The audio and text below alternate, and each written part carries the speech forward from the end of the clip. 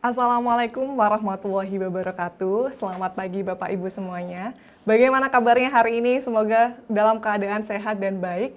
Dan kondisi saat ini kita tetap harus mengikuti protokol dan semoga Bapak Ibu semuanya bisa melakukan aktivitas seperti biasanya. Terima kasih juga Bapak Ibu semuanya telah hadir dalam acara hari ini, yaitu Health Talk dengan tema pencegahan dan penanganan penyakit gagal ginjal sesuai dengan konsep Karnus. Nah, pada hari ini saya akan bagi menjadi dua sesi, yaitu yang pertama sesi pemaparan materi, kemudian yang kedua adalah sesi tanya jawab. Nah, kali ini kita akan kedatangan pemateri yang sangat luar biasa, yaitu Dr. Haji Muhammad Wahid. Assalamualaikum dokter. Waalaikumsalam warahmatullahi wabarakatuh. Masya Allah, luar biasa sekali. Beliau sudah sangat semangat untuk menyampaikan pemaparan pada hari ini. Tidak perlu lama-lama, langsung saja kepada Dr. Haji Muhammad Wahid, kami persilahkan. Baik, bismillahirrahmanirrahim. Assalamualaikum warahmatullahi wabarakatuh. Alhamdulillah. Allahumma sholli ala Sayyidina Muhammad wa ala ali Sayyidina Muhammad. Amma ba'd. Bapak Ibu, kita bersyukur bisa bertemu di acara Zoom ini, Health Talk, bincang-bincang soal kesehatan, dan tema yang kita bicarakan hari ini adalah tentang ginjal, ya, gagal ginjal, wabil khusus gagal ginjal kronis, ya. Bapak Ibu, kita tahu ya, ada satu organ di dalam tubuh kita itu sebenarnya kecil, ya, kecil, dia tidak lebih dari 1% dari berat badan. Berat badan kita itu antara 50 sampai 70 kg. Sedangkan struktur ginjal kita itu hanya 1,5 on lah. Kalau 2 ya kira-kira 3 on, 300 gram. Tetapi ternyata itu mempunyai fungsi yang vital di dalam tubuh kita. Kalau kita melihat otak, ya, kepala kita ini gede dan dia punya fungsi yang gede pula. Tetapi ini kecil, tapi fungsinya luar biasa. Ukurannya pun juga kecil. Kira-kira segenggaman ini ya, tingginya sekitar 12 cm, lebarnya keliling ini 6 cm diameternya. Nah, itu memiliki fungsi yang akan kita bicarakan nanti ya. Baik. Nah, itu kira-kira yang merah ini adalah posisi ginjal di dalam tubuh kita, ya. Karena lokasi yang sedemikian itulah maka banyak orang menyebut ginjal itu dengan buah pinggang. Kita lihat yang sebelah kanan itu, jadi orangnya menghadap kepada Bapak Ibu itu lebih rendah ya, karena tertekan oleh lever atau hati yang di atasnya. Sedangkan yang sebelah kiri itu lebih free, sehingga dia posisinya lebih tinggi. Nah, ini satu keunikan yang dimiliki oleh ginjal. Apa itu? Dia kan kecil, cuman 1,5 ons, gitu, dibandingkan tubuh kita yang 60 misalnya. Tetapi aliran darah yang menuju ke sana, perfusi darah itu 25% dari curah jantung. Jadi jantung memompa dalam 1 menit itu 5.000 ml. Darah kita antara 4.000 sampai 5.000 ml. Jadi dalam 1 menit maka jantung itu sudah mengedarkan semua darah yang dimiliki oleh tubuh. Nah, yang 25%-nya, yang 1.200 ml-nya itu masuk ke ginjal. Kita tahu yang 20% itu ke otak. Otak lebih gede tetapi 20. Iya yang lebih kecil tetapi 25%. Nah, itu pun gitu, ada keunikan juga. Ada bagian ginjal yang kita sebut korteks di bagian luar dan medula di bagian tengahnya itu. Korteks itu menerima aliran itu 90%. Sedangkan yang di medula yang di tengah itu 10% saja. Nah, ada apa ini? Nanti kita bahas ya. Kemudian keunikan berikutnya di ginjal itu adanya otoregulasi aliran darah ke ginjal. Jadi dia bisa mempertahankan aliran darah ke ginjal itu lebih banyak atau lebih sedikit. Jadi ginjal bisa mengatur dirinya. Kemudian dia juga mengekskresi sisa-sisa metabolisme dan air seni itu secara konstan, terus menerus ya, tanpa atas kesadaran kita. Nah ini gambaran ginjal ya. Nah yang di bagian luar ya, ini namanya korteks. Memang lebih gede, maaf ini, ini. Tapi perbandingannya tidak seberapa, antara 55 sama 45 ya. Tapi yang di bagian luar ini menerima 90% dari yang 1.200 ml tadi. Nah, Bapak Ibu,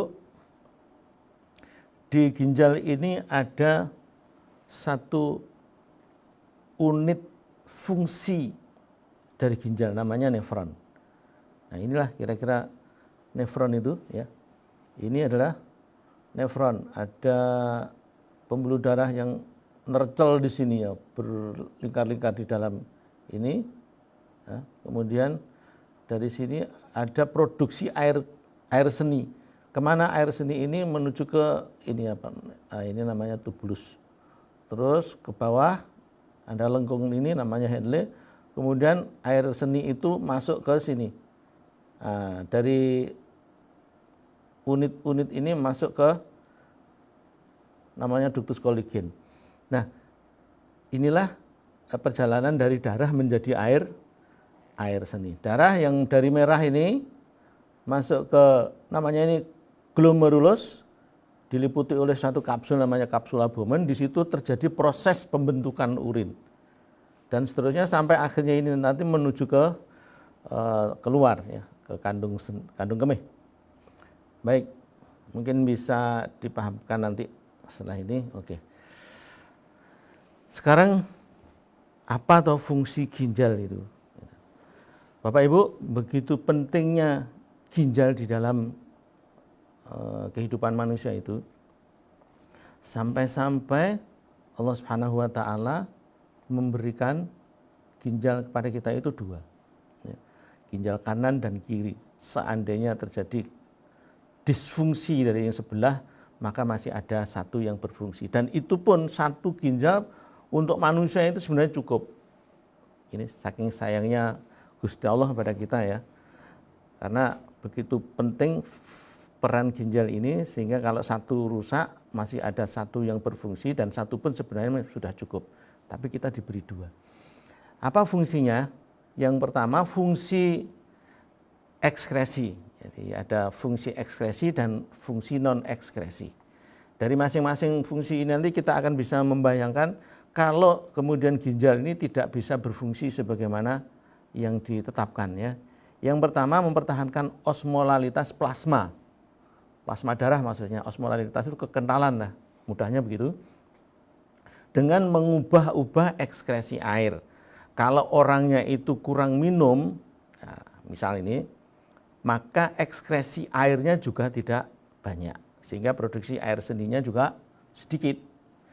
Kalau orangnya banyak minum, dari lambung ke pembuluh darah, nah, maka plasmanya itu menjadi lebih banyak airnya, menjadi lebih encer.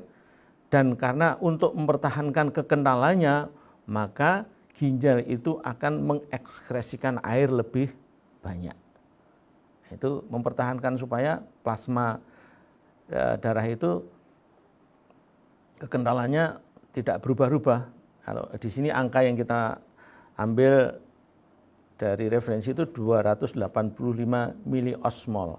Jadi itu ukuran yang dibuat oleh para ilmuwan. Yang kedua, mempertahankan konsentrasi elektrolit plasma dalam batas-batas yang normal.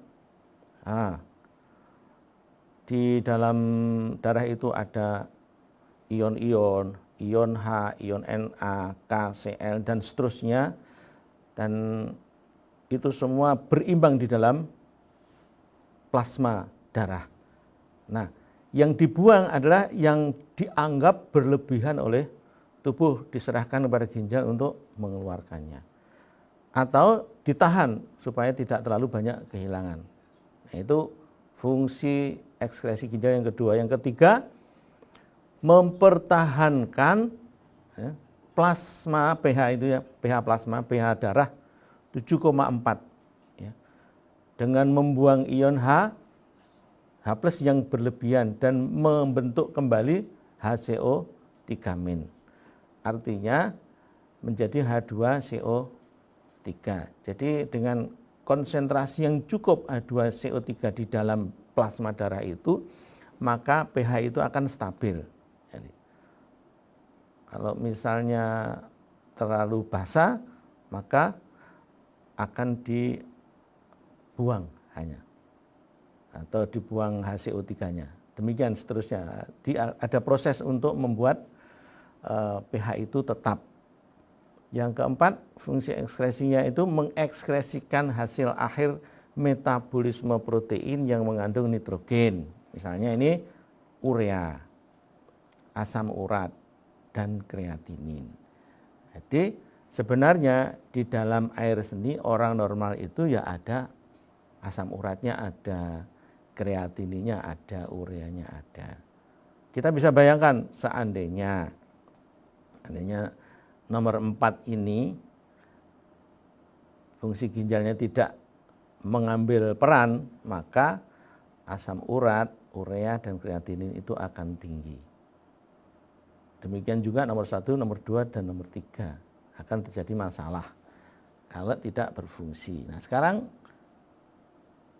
fungsi yang berikutnya, non-ekskresi. Fungsi yang B mana ini, Mbak?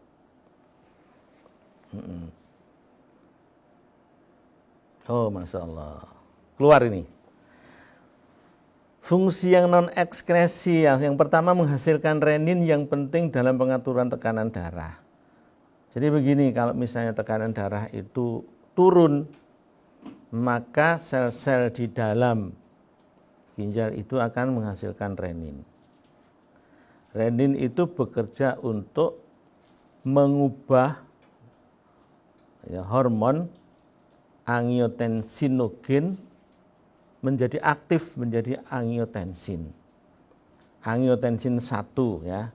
Kemudian dari angiotensin 1 akan dirubah menjadi angiotensin 2 oleh converting enzim.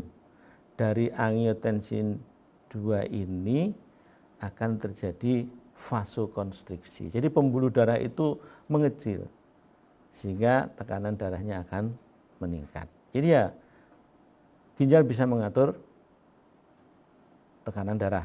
Yang kedua, menghasilkan eritropoietin. Jadi ini faktor yang signifikan untuk membuat sumsum tulang itu memproduksi sel darah merah. Jadi kalau kemudian fungsi ini tidak difungsikan, jadi tidak menghasilkan hormon eritropoietin, maka sel sumsum tulang itu tidak lagi aktif membentuk sel darah merah. Sehingga pada orang yang gagal ginjal itu kita bisa bayangkan dia akan kekurangan Hb, kekurangan sel darah merah. Jadi, salah satu ciri dari orang gagal ginjal itu adalah dia akan anemia. Yang ketiga, metabolisme vitamin D menjadi bentuk aktif. Jadi ada provitamin D yang masih belum bekerja. Begitu vitamin D itu dibutuhkan untuk membantu metabolisme tulang, ya, maka ginjallah yang berperan. Yang keempat, untuk mendegradasi insulin. Jadi 20% dari insulin di dalam darah itu akan dibubarkan oleh ginjal. Dalam hal ini diperlukan, kenapa? Kalau insulin itu tidak ada yang mendegradasi, begitu insulin itu terus ada, bisa jadi nanti suatu saat hipoglikemi. Jadi, karena itu orang yang diabetes disertai sudah dengan kerusakan ginjal, dia akan mudah terjadi drop gulanya. Ya. Kalau kita lihat orang diabetes kok malah gula darahnya turun, nah, disebabkan oleh faktor ini. Kemungkinan besar seseorang mengalami gangguan fungsi ginjal. Yang kelima, pembentukan hormon prostaglandin. Ya, sebaliknya dari kerja renin akhirnya tadi menjadi vasokonstriksi. Sedangkan yang prostaglandin itu membuat vasodilator, jadi pembuluh darahnya membesar sehingga tekanan darahnya menurun. Ya, atas dasar adanya dua pekerjaan renin dan prostaglandin inilah maka ginjal itu bisa mengatur tekanan darah. Salah satu faktor, salah satu organ yang ikut peran serta di dalam mengatur tekanan darah adalah ginjal, ya. Selain yang lain-lain, misalnya jantung. Baik, nah, tadi ada satu unit fungsional dari ginjal, namanya nefron. Terdiri atas, nah itu ada 5 ya, kapsula Bowman, di dalamnya ada lingkaran-lingkaran dari pembuluh darah, itu. Kemudian ada tubulus contortus, lengkung Henle, dan seterusnya. Nanti gambarnya mudah-mudahan bisa dilihat lagi. Nah, nampak nih. Oke. Baik, ini gambaran yang cukup jelas. Yang merah di dalam kapsul ini, yang merah ini adalah darah. Ya, darah yang 90% tadi masuknya ke sini. Dia bukan bekerja untuk memberikan oksigen yang di sini, tetapi bekerja untuk menyerahkan airnya. Dijadikan air seni. Gitu. Kemudian di sini ada satu bentuk kapsul. Ya. Atau seperti kalau ini sebenarnya nanti bola yang kerowok. Kemudian air ini masuk ke mana ini, apa namanya ini, kapsula Bowman ini, terus ke sini, ini namanya ductus contortus proximal yang di awal. Kemudian bawah yang ini adalah lengkungan yang sampai ke darah medula. Kalau yang atas ini ke sana adalah di bagian keluar tadi yang namanya korteks. Yang ini sudah masuk ke medula. Ini mengecil. Kemudian ke sana lagi namanya ductus contortus descendens atau afferens. Nah, ini mungkin tidak terlalu penting untuk nama-nama. Kira-kira yang paling mudah saya sebutkan di sini bahwa dari darah yang sebesar 25% dari tubuh tadi masuk ke sini, ke bagian ginjal yang paling berfungsi untuk membuat air seni, nanti dikumpulkan sampai menjadi air seni. Baik, itu. Nah, apa yang terjadi di nefron, di ginjal itu fungsinya 3. Yang pertama filtrasi. Air dan bahan-bahan lain itu hampir semuanya lewat. Masuk yang pertama di sini. Nah, katakan di sini ya, ini semuanya masuk kecuali 2 ya, protein besar dan sel darah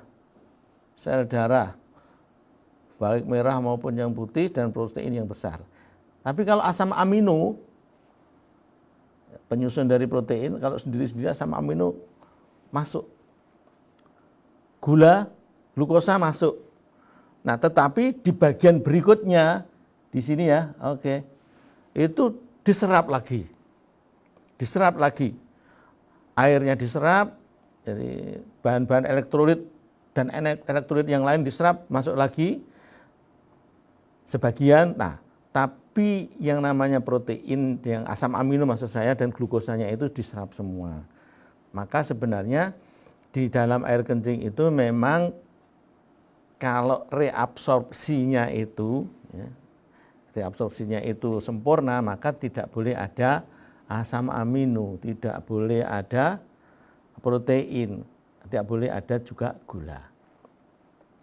Kemudian setelah itu ini ada sekresi lagi, bahan-bahan lain yang perlu dibuang atau digunakan untuk mengatur kepekatan dari air seni.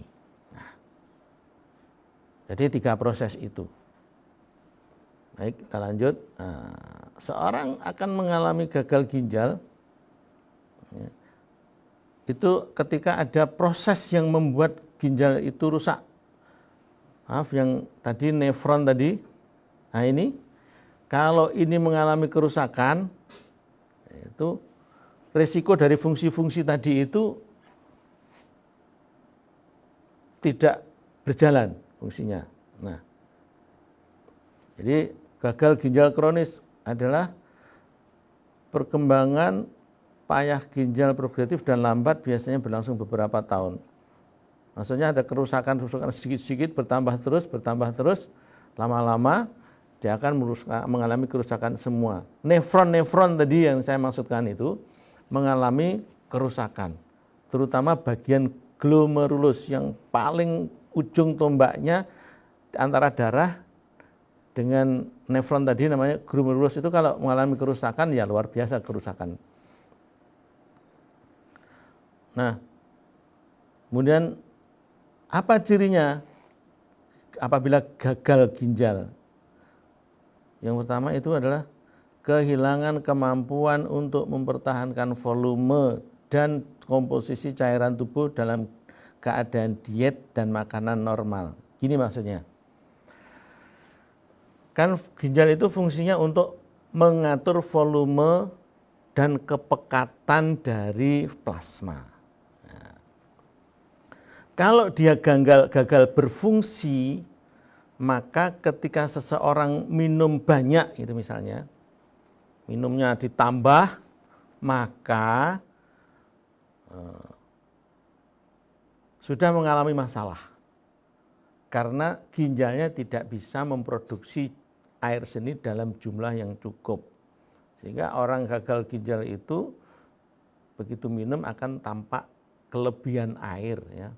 Kelebihan air, ada tampak lebih sembab. Apa sembab? Ya. Lebam, bengkak-bengkak. Nah. Kemudian dalam kondisi makan biasa, diet itu makan biasa, misalnya makan daging, dia sudah merasa kelelahan, merasa sakit semua. Nah, artinya daging yang dari protein tadi, dia tidak bisa hasil metabolismenya itu dikeluarkan lewat ginjal. Sedangkan orang normal makan daging seberapapun nggak masalah, makan biji-bijian seberapapun juga nggak masalah gitu ya. Nah, orang gagal ginjal makan dengan variasi yang seperti normal, tidak ada kelebihan apapun, sudah menyebabkan orang itu menjadi sakit. Ya, baik.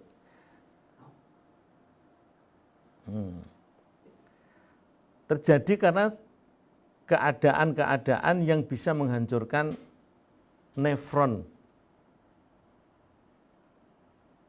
Jadi gagal ginjal itu bukan penyakit tersendiri, dia adalah ekses.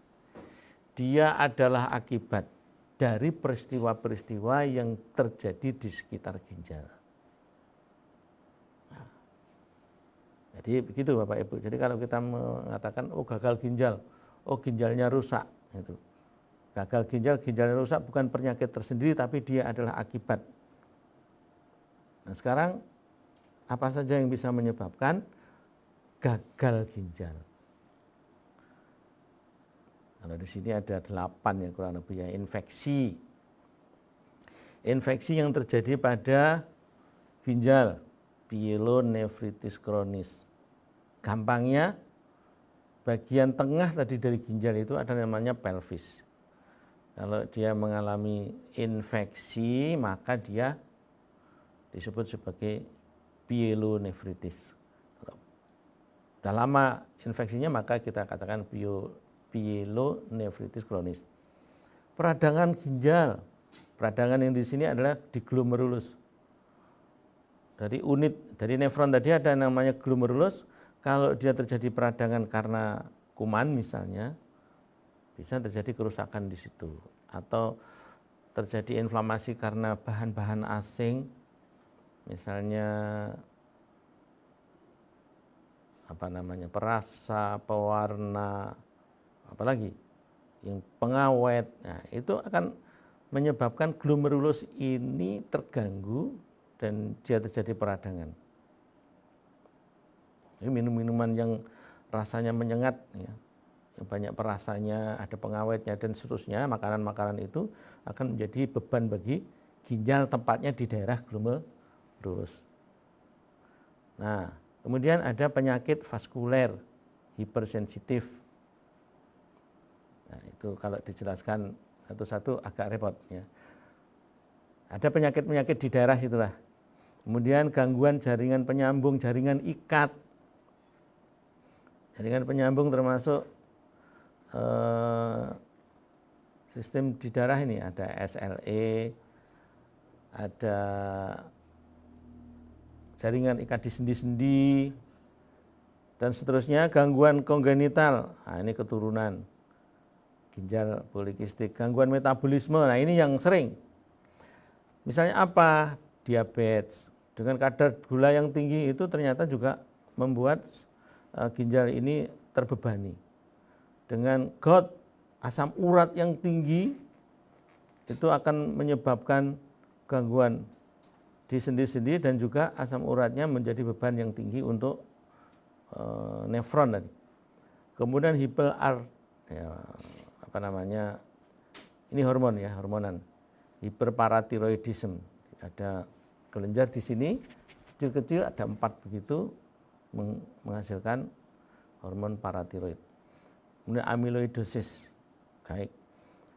Kemudian toksik, ya, orang yang terlalu tinggi minum analgesik, anti rasa sakit, biasanya kalau sakit sekali, akhirnya minumnya tidak terkontrol, jadilah dia racun bagi ginjal. Nah, ini juga ada timah, ya. Kalau ada pencemaran tanah oleh limbah pabrik, timah bisa. Jadi nefrotoksik ini bukan hanya analgesik, ya, banyak hal.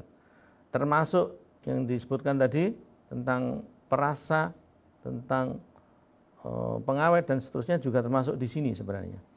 Kemudian kalau ada obstruksi, ada gangguan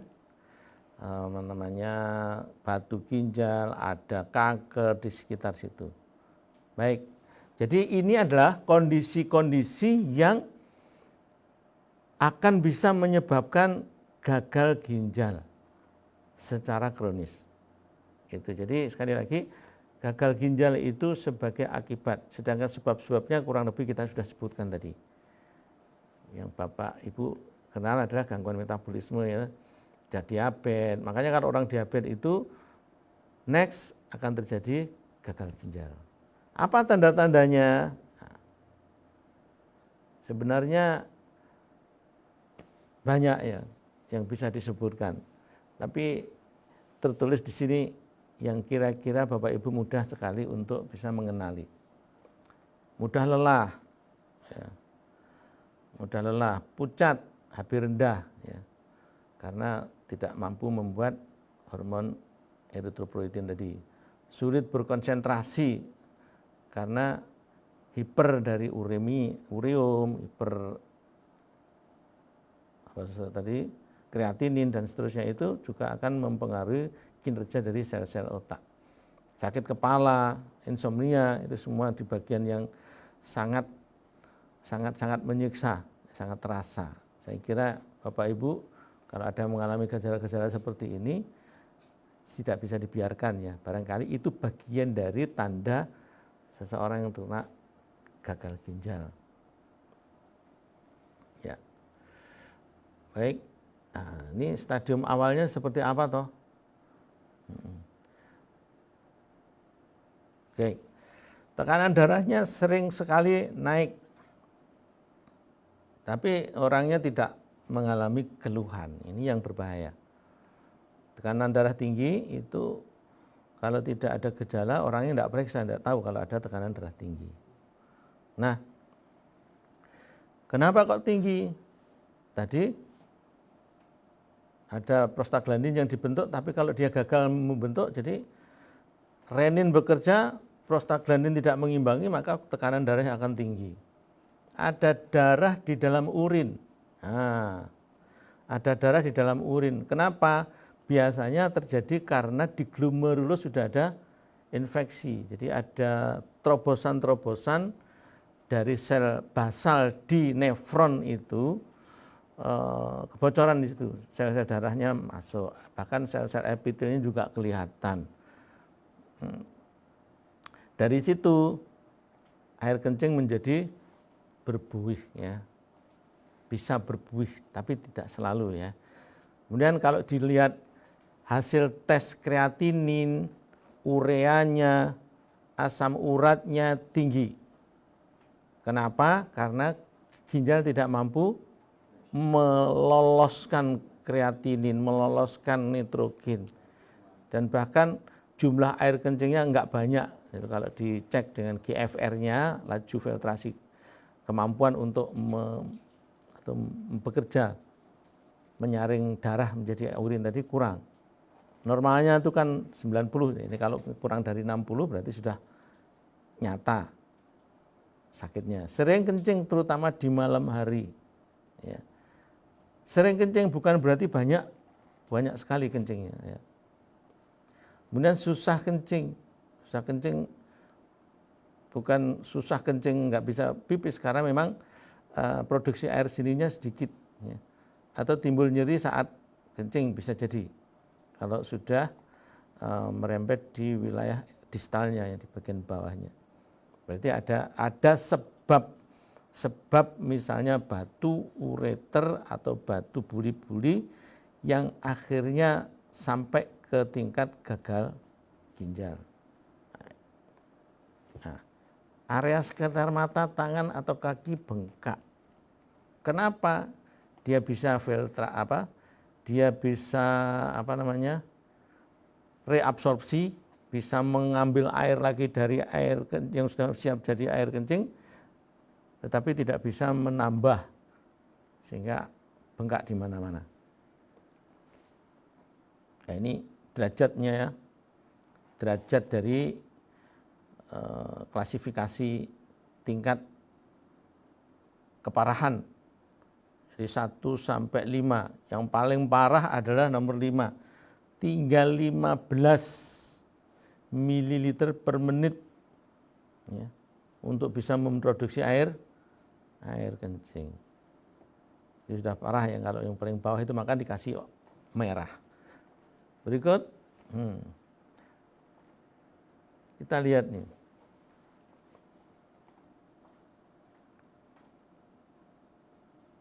Sebenarnya kita sudah bahas yang ini, ya, ada stadium 1 sampai 5. Tingkat yang paling parah 5, yang di awal, yang 1 yang masih bisa ditolerir. Ya, tapi kalau sudah di nomor 2 itu warning. Ya, tapi ini kalau diperiksa, ya, kalau diukur pakai laborat, baik itu peristiwa atau kasus dari orang CRF, ya, kronik renal failure, gagal ginjal, semakin tahun semakin bertambah. 10 tahun dari 2007 sampai 2017 terlihat kenaikannya berlipat, ya. Berlipat berapa itu? Bisa berlipat 10. Kenapa? Karena kasus-kasus yang menyebabkan kerusakan ginjal itu meningkat juga. Baik, nah sekarang kalau mencoba melihat dari apa toh yang paling banyak menyebabkan kerusakan dari nefron atau ginjal tadi. Nah, inilah. Ternyata yang paling banyak adalah penyakit yang penyebabnya tidak diketahui. Apa itu hipertensi? Jadi hipertensi itu 90% tidak diketahui sebabnya. Ya. Nah, bisanya diturunkan, bisa diatasi. Tapi penyebabnya tidak jelas. Tetapi bagi yang sudah jelas, itu seringkali tidak bisa diatasi. Bagi konsep Karnus, kita berbeda dalam persepsi soal hipertensi ini. Ya. Maka sebenarnya hipertensi itu bisa kita ketahui sebabnya dan juga bisa diatasi dengan konsep Karnus. Yang kedua, itu nefropati diabetik, diabetes. Diabetes bisa berlanjut dengan gagal ginjal. Kemudian dan seterusnya itu yang cukup lumayan ya. Ternyata kalau kita gagal metabolisme asam urat bisa berpengaruh. Kalau ada batu, tumor, ini yang nomor 7 ini ya, nah, itu bisa menyebabkan gagal ginjal. Dan seterusnya saya kira kita cukup mengetahui ternyata hipertensi dan diabetes sangat besar pengaruhnya terhadap risiko untuk kena gagal ginjal. Kemudian apa toh efeknya? Gitu ya. Apa toh kalau misalnya ginjal itu tidak berfungsi?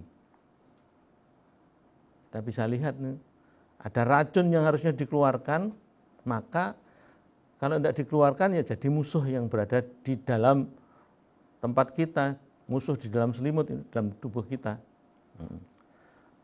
Akan menumpuk ya, air itu harusnya dikeluarkan nggak keluar, sedangkan kita juga mesti minum, kita akan bengkak ya. Makanya orang mudah sekali sebenarnya performa dari orang penyakit ya, mengalami gagal ginjal itu secara performa terlihat. Yang pertama wajahnya sembab ya, kemudian orangnya lemah ya. Kalau itu seperti sindroma uremia ya. Uremia itu sampai akhirnya mengalami kematian ya. Sekarang penanganannya gimana sebenarnya? Yang sering dilakukan yaitu ya darahnya dicuci, ureum yang tinggi dibuang, kreatinin yang tinggi dibuang, namanya cuci darah atau hemodialisis gitu. Kemudian cangkok ginjal yang biayanya bisa sampai 500 miliar ya, dan itu pun tidak selalu tersedia ginjal-ginjal yang secara organ itu cocok untuk kita terima. Kemudian otomatis karena darahnya tinggi, tensinya ada, diberi obat penurun tekanan darah. Karena obat orang biasanya diabetes dikasih anti diabetes, karena kencingnya sedikit dikasih diuretik, karena HB-nya rendah dikasih penambah darah, atau bahkan dilakukan dengan transfusi. Itu yang kita lihat bagaimana cara menangani gagal ginjal. Sekarang sebenarnya apa risikonya kalau kena efek samping hemodialisis? Ya, kita bisa baca itu ya. Tekanan darahnya rendah, jadi mual, pusing, kram otot, gatal-gatal di kulit. Kemudian terjadi aglutinasi ya, darahnya menggumpal, bisa infeksi, ada risiko itu. Gak bisa tidur, gagal jantung dan seterusnya.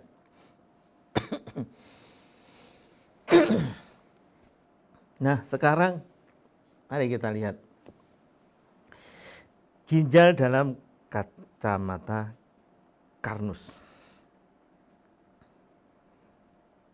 Dia adalah organ vital, kita sadar itu, yang sangat penting dalam menjaga kesehatan. Organ ginjal tersusun atas jaringan dan sel sebagai bagian terkecil dari organ ginjal.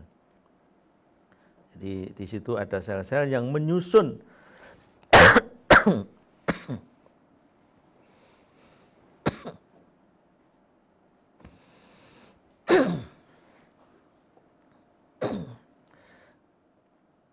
baik. Jadi ginjal tersusun atas sel-sel yang membentuk diri menjadi nefron sebagai unit terkecil dari ginjal yang bisa membuat air seni. Berapa jumlah dari nefron di dalam ginjal? Satu ginjal ada 1.000.000. Kalau kita punya 2 ginjal berarti punya 2 juta. Kita ini jutawan nefron ya. Nah, begitu banyak. Tapi itu juga terdiri atas sel-sel. Yang penting memahami bahwa ginjal tersusun atas sel juga.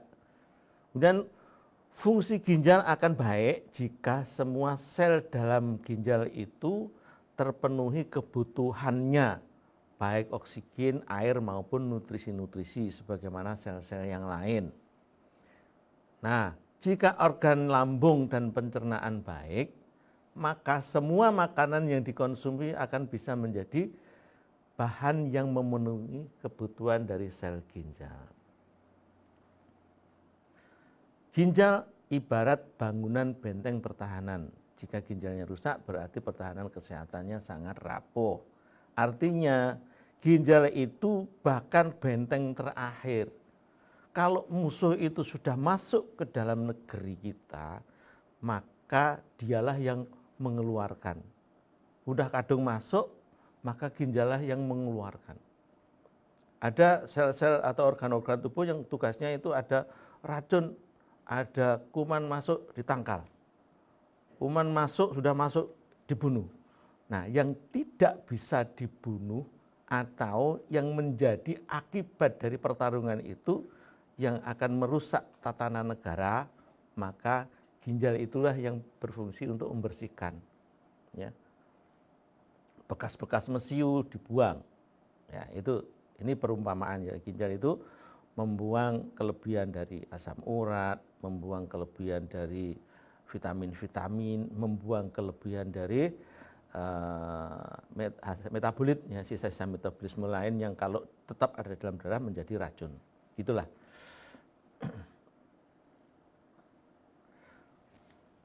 Nah, apa yang terjadi sebenarnya saat ini menangani gagal ginjal ini? Yang pertama, obat, ya. Biasanya karena tadi sudah disebutkan, kencingnya sedikit kasih diuretik. Karena kotor, kreatinin tinggi, bunnya tinggi, cuci darah, hemodialisis. Tambah lagi ada dengan pengobatan stem cell. Ya. Nah, akan tetapi tetap saja ginjal masih belum bisa berfungsi sebagaimana yang diharapkan. Selanjutnya dengan cangkok ginjal itu yang nomor 6, nomor 5 maksudnya ya. Nah, kita tahu cangkok ginjal tidak semua orang akan bisa mampu. Ya, baik. Nah, saya nggak sebut ya. Nah, sekarang bagaimana konsep Karnus, Bapak Ibu? Konsep Karnus itu adalah konsep menjaga kesehatan itu betul-betul back to God. Jadi, kembali bagaimana Allah tuh menciptakan manusia.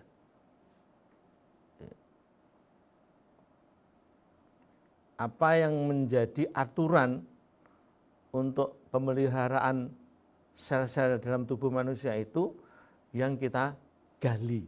Aturannya seperti apa dan itu kemudian kita mengikuti aturan itu, gitu ya. Itu konsep Karnus. Jadi tidak bersifat bypass, tidak bersifat simptomatik, ya. Tapi bagaimana setiap aturan-aturan di dalam sel itu, kurang makan kasih makan, gitulah intinya. Kalau setelah makan ada harus dibuang, ya dibuang, diberi sarana untuk proses-proses pembuangan. Yang berikutnya konsep Karnus itu lebih pada bagaimana asal semuanya itu menjadi terpenuhi kebutuhannya. Jadi aturannya sel-sel itu harus terpenuhi kebutuhannya. Nah sekarang yang bisa memenuhi kebutuhan itu adalah ternyata sistem saluran pencernaan makanan. Maka bagi konsep Karnus yang dituju pertama kali adalah bagaimana lambung itu bisa bekerja dengan sebaik-baiknya. Kalau rusak direkonstruksi, kalau tidak rusak dipertahankan, gitu ya. Nah, agar supaya dari lambung inilah maka kebutuhan dari sel-sel itu terpenuhi.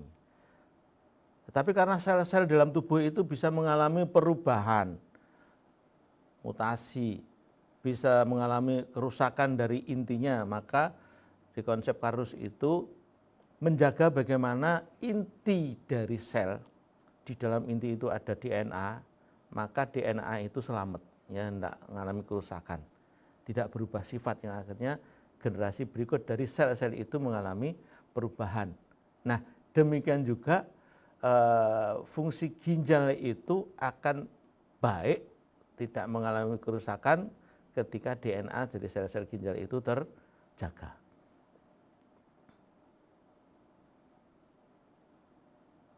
Ya. Berikut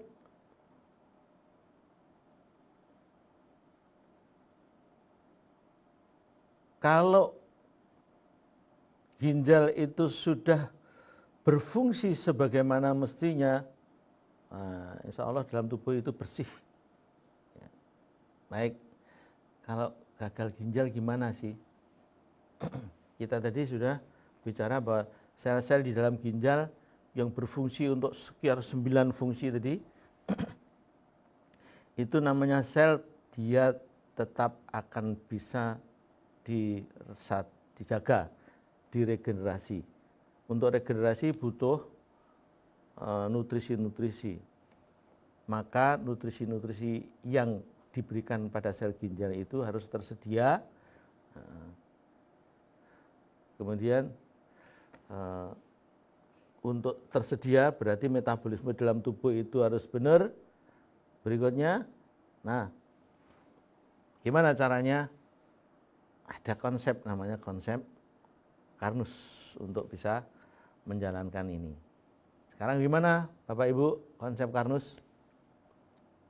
Konsep Karnus bekerja pertama memperbaiki lambung dengan makanan yang mengandung protein. Protein yang bagaimana? Protein yang intinya di dalamnya ada asam aminoglisin, prolin, hidroksiprolin, arginin. Ya, itu ada terkandung dalam kolagen tipe 3. Dan juga makanan yang mengandung pati resisten. Pati resisten itu dari golongan polisakarida yang tahan terhadap asam lambung. Ya, yang akan berfungsi untuk melindungi lambung. Dengan pati resisten, lambung terlindungi dari asam lambung yang ada, bukan kita mengebiri asam lambungnya, tapi asam lambungnya tetap ada, tapi kita melindungi mukosa lambung itu dari asam lambung dengan pati resisten. Dan diberikan protein yang mengandung kebutuhan dari sel-sel lambung itu, namanya kolagen tipe 3. Kemudian makan makanan bergizi, makanan bervariasi, makanan yang banyak mengandung asam amino, namanya protein, dan berhenti makan sebelum kenyang. Walaupun untuk kasus ginjal mungkin kita bisa memilih ya yang tidak banyak mengandung purin nanti. Ya. Berhenti makan sebelum kenyang. Nah, minum teratur dan minum banyak mestinya ya. Tidak malas bergerak, ya, berolahraga, istirahat cukup, ya, semuanya harus seimbang, dan kemudian pikirannya rileks. Bapak Ibu, ini ada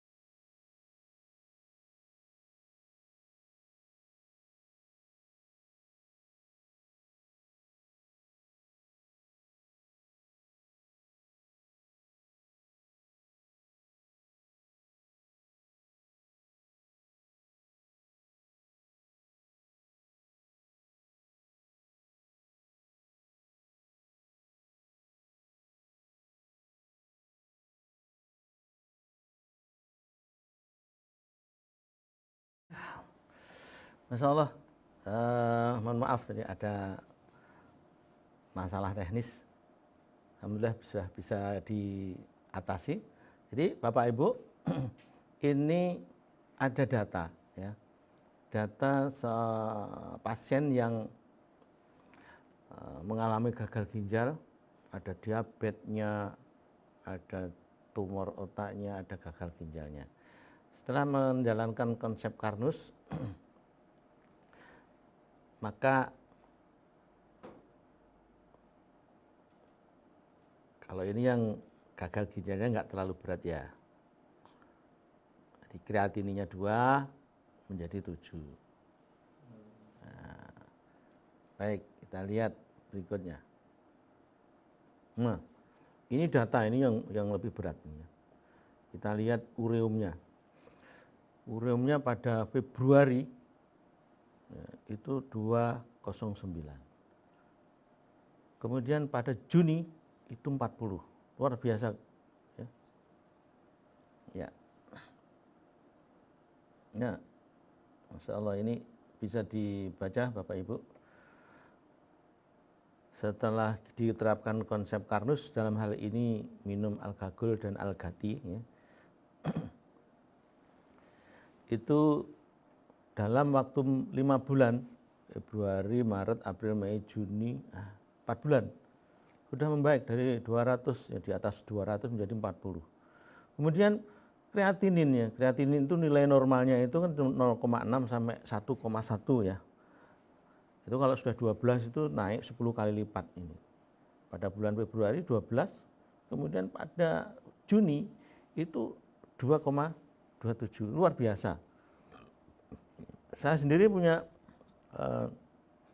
pasien yang biasanya kalau setelah HD ya, cuci darah itu dari 18 itu turun jadi 16, 15. Setelah konsumsi ini selama 3 pekan ya, itu menjadi 10, menjadi 11. Artinya dari data ini kita bisa berharap ya bahwa orang-orang dengan gagal ginjal itu memiliki harapan untuk bisa membaik ginjalnya karena sel-selnya terpenuhi apa kebutuhannya. Nah, baik. Nah, GFR-nya maksudnya ini, jadi kemampuan untuk filtrasi ya, itu dari rendah ya,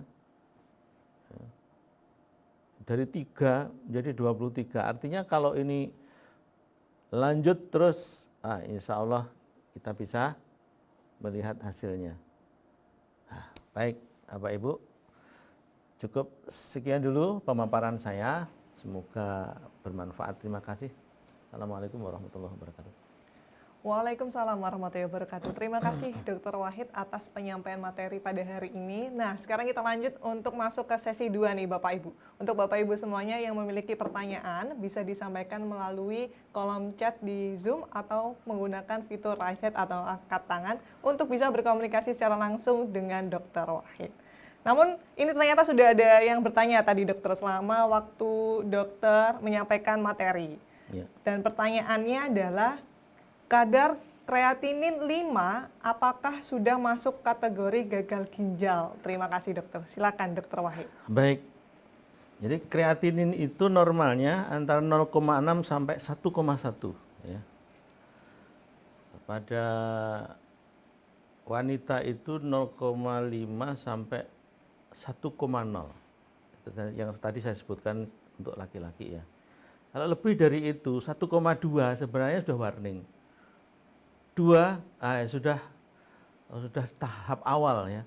Lalu 5 itu sudah CRF yaitu chronic renal failure. Jadi sudah gagal ginjal. Gitu, Mbak. Oke, baik, semoga menjawab begitu ya Bapak atau Ibu. Nah, ini mungkin Pak atau Dr. Wahid ini sambil menunggu pertanyaan dari teman-teman, saya juga ada pertanyaan yang menurut saya ini sudah menyebar luas di masyarakat. Tapi mungkin saya juga belum mengetahui apakah ini sebuah fakta atau mitos nih, Dr. Wahid. Pertanyaannya adalah, apakah fakta atau mitos yang tersebar di masyarakat mengenai sering menahan air kencing atau buang air kencing itu bisa menjadi penyebab gagal ginjal. Kemudian yang kedua adalah apakah betul memang kalau misalnya kita kurang mengkonsumsi air minum itu juga bisa jadi salah satu penyebab terjadinya gagal ginjal. Nah, gimana nih dokter? Baik. Kita urut satu persatu ya. Boleh, silakan dokter. Kalau seorang itu menahan kencing, apa yang terjadi? Jadi metabolit, sisa metabolisme yang sudah dikeluarkan di ginjal, dari darah masuk ke ginjal kemudian jadi urin, itu kan ada sisa-sisa metabolisme.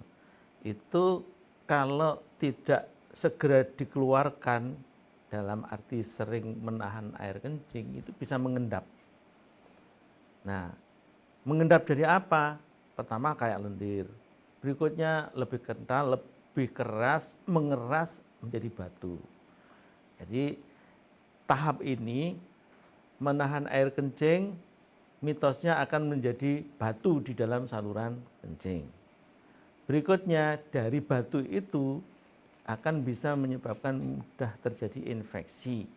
Dari infeksi ini kalau terus sampai akhirnya kepada nefron, dari glomerulus tadi akan menyebabkan glomerulitis, sehingga terjadi infeksi dan akhirnya bisa terjadi kerusakan di nefron itu. Nah, kalau sudah ada kerusakan dan apalagi meluas, terjadi gagal ginjal. Nah, itu dari sisi infeksi. Dari sisi batunya sendiri, kalau kemudian batu itu terbentuknya besar pada lokasi yang sempit, misalnya ureter, ya akan terjadi penahanan air, menyebabkan konsistensi dari ginjal itu mengeras, kemudian membengkak, disebut hidronefrosis, jadilah akhirnya sampai gagal ginjal. Jadi mitos tadi itu sebenarnya ya bisa dihubungkan di sana, walaupun jalannya harus berliku-liku. Sekarang bukan menahan, minum sedikit, kurang minum ya. Kurang minum berarti akan sedikit air seni yang dibuang. Sehingga metabolit yang harusnya dibuang pun juga sedikit. Tetapi beban dari penyaring tadi, filtrasi di ginjal tadi itu tinggi. Nah, bisakah terjadi pembebanan itu? Bisa. Jadi kurang minum akan bisa menyebabkan kerusakan di ginjal, tapi setelah mengalami berliku-liku tadi. Mitosnya itu bisa benar ya. Nah, banyak hal yang menyebabkan yang terjadi beda kita itu kurang minum ya. Banyak terjadi infeksi, mudah infeksi karena terbentuk batu, kemudian terjadi peradangan di glomerulus karena beban yang tinggi dan seterusnya. Akhirnya kerusakan ginjal dan akhirnya gagal ginjal. Makanya anjurannya sebelum sakit, sebelum kita nggak boleh minum banyak-banyak, itu maka minumlah banyak-banyak. Itu. Berapa kebutuhan air minum yang kita minum itu ya, kita minum dalam bentuk air putih ya, minumlah kira-kira 1,5 liter. Tetapi kebutuhan ginjal, kebutuhan dari tubuh kita sebenarnya bukan hanya 1,5, lebih banyak dari itu. Dan sebenarnya sudah dipenuhi oleh apa yang kita makan. Kita makan nasi, ada sayur, di situ ada airnya. Kita makan buah, di situ juga ada airnya. Tapi itu jangan dihitung. Yang kita minum betul-betul dalam bentuk air dari gelas, itu silakan ngitung kira-kira 1,5. Tapi kayaknya lihat kita sendiri ya, lihat teman-teman kita banyak yang nggak suka minum, itu masalah. Itu perlu latihan. Ya, gitu Mbak. Baik, terima kasih Dr. Wahid. Karena memang sih pertanyaan itu tadi mewakili dari mungkin saya anak muda gitu ya. Banyak yang menganggap, kalau misalnya minum memang betul yang disampaikan dokter tadi. Kurang dari 1, liter. Apalagi biasanya kalau kita mungkin yang generasi muda malah memilih minum minuman yang bukan air mineral, dokter. Jadi misalnya sekarang kan lagi musimnya minuman kopi atau bahkan boba-bobana. Jadi mungkin itu juga pembelajaran buat kita semua untuk bisa memenuhi kebutuhan tubuh kita termasuk air minum tadi. Kita lanjut ke pertanyaan selanjutnya nih dokter. Ini sudah mulai cukup banyak yang masuk. Pertanyaannya, apakah dibolehkan minum air demineral? Apa efeknya nih dokter? Silakan dokter Wahid. Air Demineral. demineral, air yang banyak mineralnya. Ya, air yang diminimalisir lah mineralnya itu. Ya sebenarnya kebutuhan kita dengan air itu bukan hanya air itu sendiri, ya, tetapi air dengan semua yang ada. Semua yang ada, misalnya air yang dari pegunungan itu air yang sudah ada berbagai macam elektrolit yang ada di situ. Air di mineral berarti ada mineral-mineral tertentu yang dihilangkan, ya, tergantung kondisi tubuh kita. Apakah kita ini sebenarnya sudah berkecukupan atau kita memiliki anti kondisi tubuh kita itu ada semacam penolakan terhadap mineral-mineral tertentu, ya kalau seperti itu memang nggak apa-apa minum air dengan demineral. Tetapi saya kira untuk orang-orang yang lagi dalam kondisi fit biasa, yang kita harapkan adalah minum air yang sifatnya alami, ya, minum air dari sumber, air dari pegunungan, itu yang cukup mineral tetapi tidak banyak mengandung pencemaran. Malam begitu saya kira demineral bukan jadi pilihan lah. Demineral bukan jadi pilihan. Ya.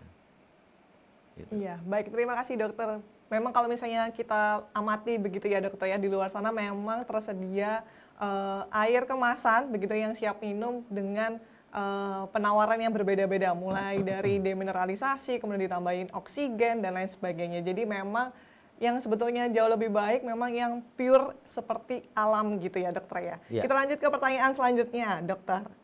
Ini pertanyaannya adalah, suami saya sudah divonis gagal ginjal dan sudah cuci darah 2 kali dalam seminggu. Bagaimana cara memperbaikinya dengan konsep Karnus? Silakan dokter. Oke. Tetap sebenarnya kita itu dengan kondisi yang sudah gagal ginjal, sel tubuh yang lain, ya, di luar sel ginjal itu harus terpenuhi kebutuhan nutrisinya. Dengan cara bagaimana? Dengan cara satu, ya makan, tetap makan itu, tetap bervariasi. Lauknya juga mestinya harus lebih banyak.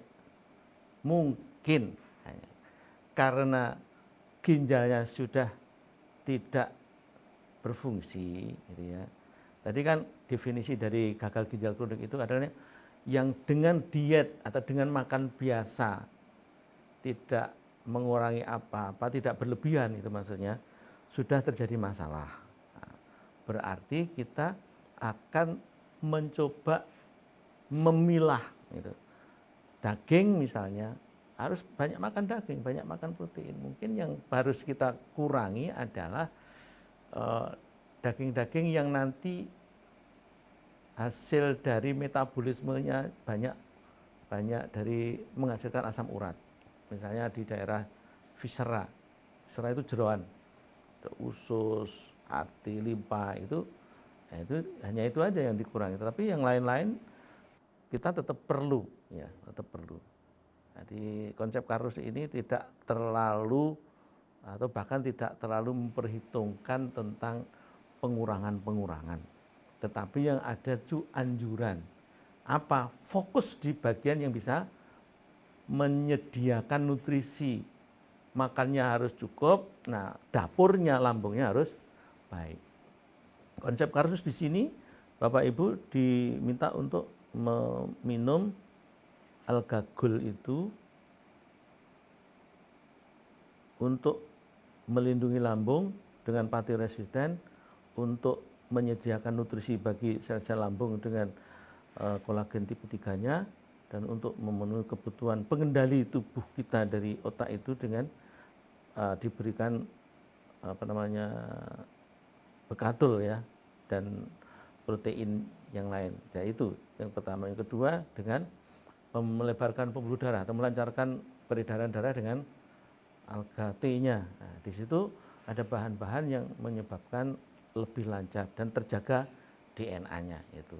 Nah, dengan tersedianya nutrisi bagi semua sel termasuk sel ginjal, maka kita masih berharap, dan dari data-data yang ada, sel-sel ginjal itu bisa bekerja lebih baik. Artinya di situ ada perbaikan. Sel-sel yang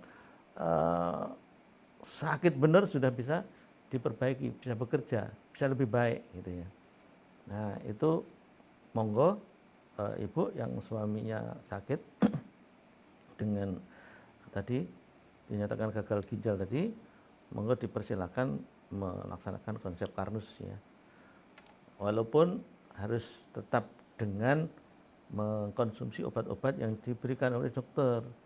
Karena misalnya dokter memberikan obat-obat yang berisi asam amino yang aman untuk ginjal, silakan. Terus yang masih perlu minum diuretik, silakan gitu. Tapi konsep Karnus ini akan berangsur-angsur menyebabkan sel-sel ginjal Bapak menjadi lebih baik. Saya kira begitu. Baik, menarik sekali Dr. Wahid.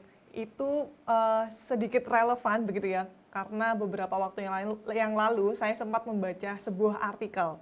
Kalau misalnya boleh, ini saya kutip pernyataannya, yaitu sel-sel ginjal cenderung untuk sulit memperbaiki diri dan cenderung mengalami kerusakan yang menetap. Nah, apakah ini juga menjadi sesuatu hal yang sedikit berbahaya untuk mereka yang sudah mengalami penyakit atau gejala pada organ ginjalnya? Atau bagaimana nih Dr. Wahid?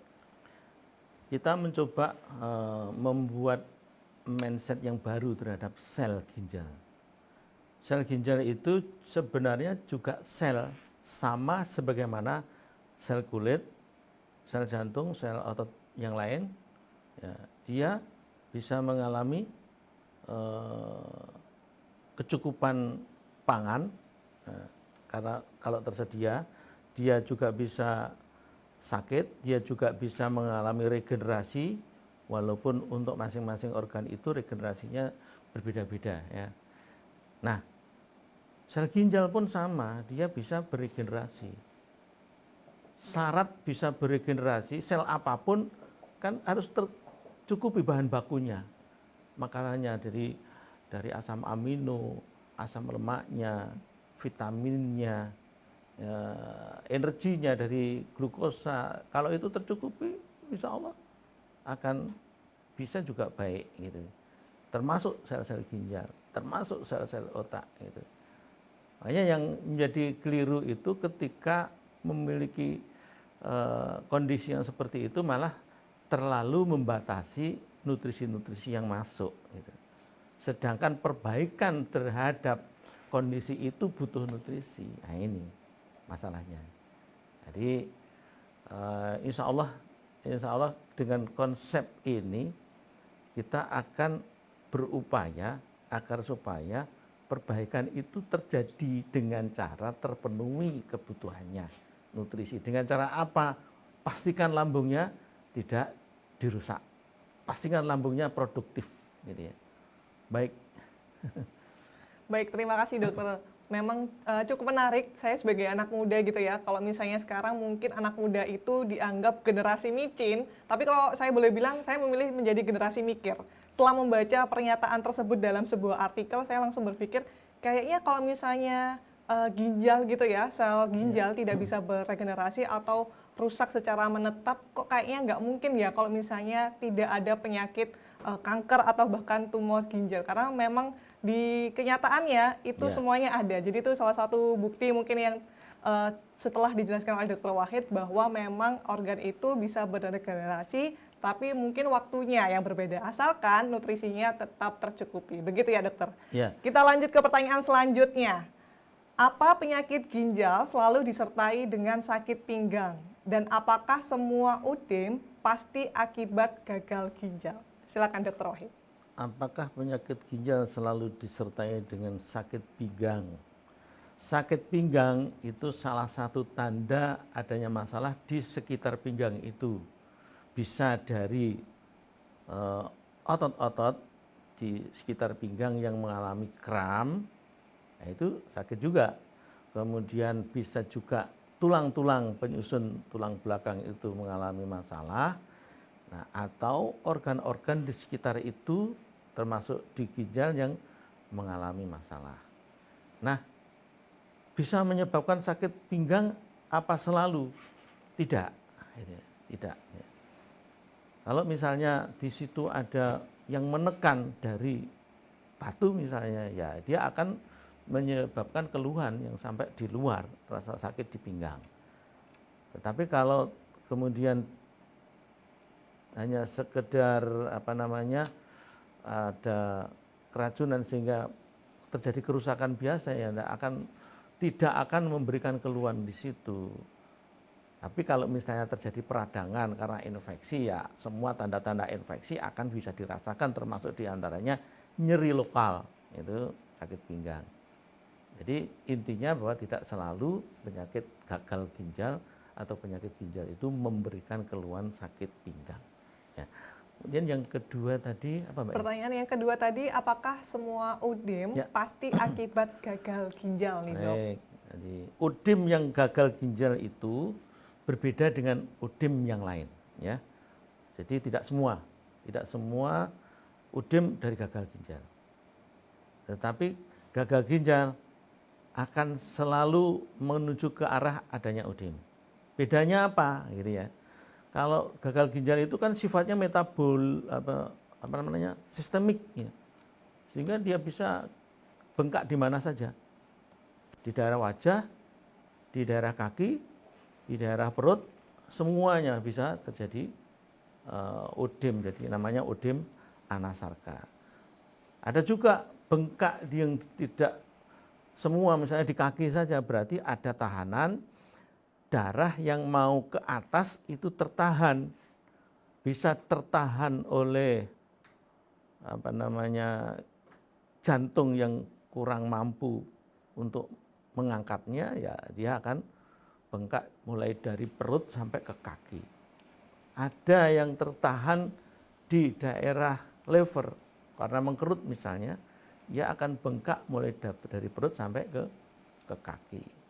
Jadi kalau wilayah-wilayah itu tentu dugaan kita bukan di ginjal, tapi kalau semua arahnya di ginjal. Begitu, Mbak.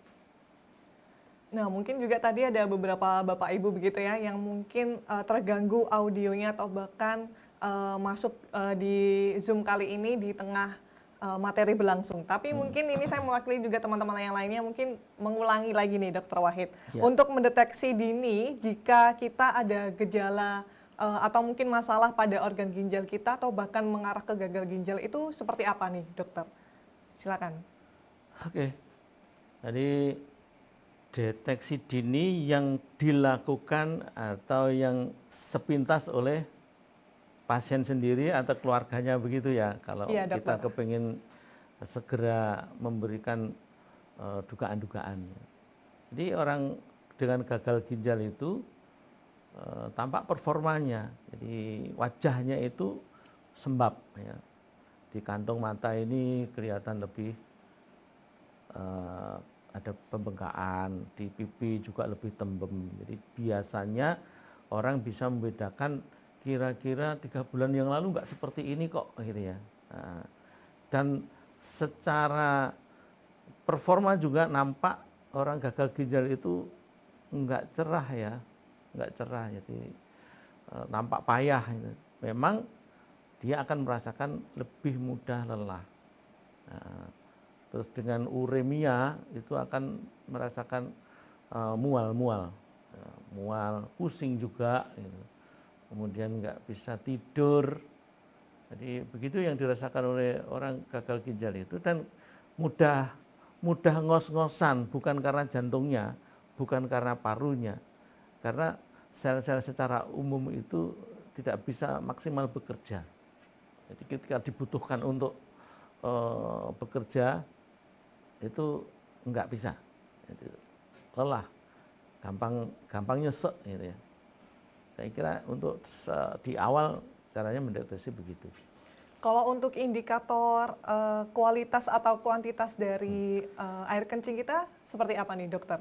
Oke. Untuk mendeteksinya nih, misalnya kan banyak tuh kalau di orang awam nih, terutama saya nih dokter ya, kalau misalnya sering lihat kayak, iya ini deh air kencingnya berwarna ini gitu, terus apalagi berbusa atau dan lain sebagainya, kan itu banyak isu-isu yang seperti itu dokter. Mungkin bisa dibantu jelaskan dokter Wahid. Iya, berbusa itu mungkin salah satu ya. Ini lama-lama kok kencing berbusa gitu. Tapi biasanya sudah pada level yang cukup parah ya.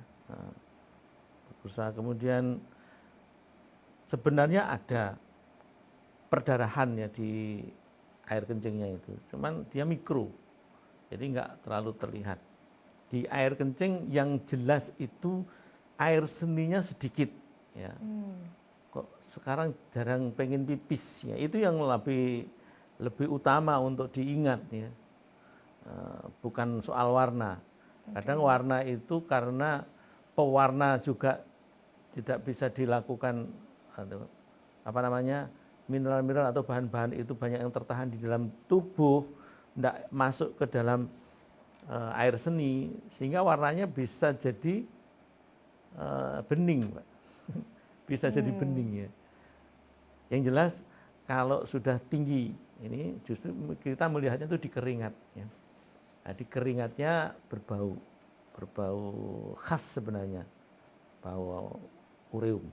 Kemudian nafasnya ya, karena akhirnya banyak yang nyantol di paru-paru, keluar nafas ada gas yang ada ureumnya, ada bau nafasnya, keringatnya. Kalau sudah seperti itu sebenarnya sudah luar biasa. Jadi untuk air seninya lebih pada jumlahnya lah, Mbak, daripada ciri-ciri yang lain. Oke, berarti jumlah dan intensitasnya ya, begitu ya dokter ya. Ya. Kita lanjut ke pertanyaan selanjutnya, yaitu saya penderita kelainan darah trombositosis esensial, kista, pengentalan darah, dan hipertensi. Apakah bisa dibantu dengan meminum alga sereal dan alga tea? Berapa dosis perharinya? Beberapa hari mencoba alga dengan dosis 2 kali sehari alga sereal dan 3 kali alga tea. Ujung jari tangan dan kaki menjadi kebas dan semalam vertigo. Apakah itu efek dari detox? Terima kasih dokter. Silakan dokter Wahid. Ya. Keluhan ketika kita barusan memberikan atau mengkonsumsi sesuatu yang alami, nah, itu bisa terjadi. Karena begini, tubuh kita sudah terbiasa dengan kondisi yang banyak racunnya. Ya sudah beradaptasi. Ya seperti itu rasanya. Begitu ada hal-hal yang alami, ya, misalnya herbal alami atau organik, atau dalam hal ini termasuk alga gold, alga tea yang sifatnya juga natural, itu bisa saja terjadi ya, keluhan-keluhan seperti itu. Tapi saran saya tetap saja, dan itu insya Allah dan saya yakin itu hanya di tahap-tahap awal, ya, tahap-tahap awal. Lanjutkan mengkonsumsi alga gold dan alga tea itu sampai tidak bosan-bosannya ya. Kalau penyakit sudah seperti itu, kita berharap secara periodik diperiksa, dikontrol laboratnya begitu. Ya begitu, Pak. Nah ini pertanyaan selanjutnya tuh berapa dosis perharinya dokter untuk meminum? Mungkin tadi pertanyaannya adalah alga sereal dan alga tea. Nah mungkin juga informasi untuk Bapak Ibu semuanya, alga gold sereal sekarang sudah berganti nama karena kita sudah mendapatkan izin BPOM, dan juga alga tea juga mendapatkan izin BPOM juga. Jadi alga gold sereal sudah menjadi namanya AG. Dan alga tea juga masih tetap, tapi penulisannya disambung. Nah mungkin itu untuk sponsornya ya. Tapi mungkin pertanyaannya tadi adalah apakah bisa dibantu dengan meminum alga sereal atau AG yang sekarang namanya sudah berubah dan Algati. Dan berapa sih dok dosis per harinya? Seperti itu dokter. Baik ya. Dosis normal untuk orang sehat. Untuk orang sehat itu normal yang ideal itu masing-masing 2 kali 1. Ya, masing-masing 2 kali 1. Untuk orang-orang yang mengalami masalah, sepanjang masalahnya bukan masalah di pembuangan, ya, itu harusnya lebih banyak, Mbak. Ya, harusnya lebih banyak. Hanya untuk masalah pembuangan seperti ginjal ini didahului dengan dosis agak rendah dulu, gitu.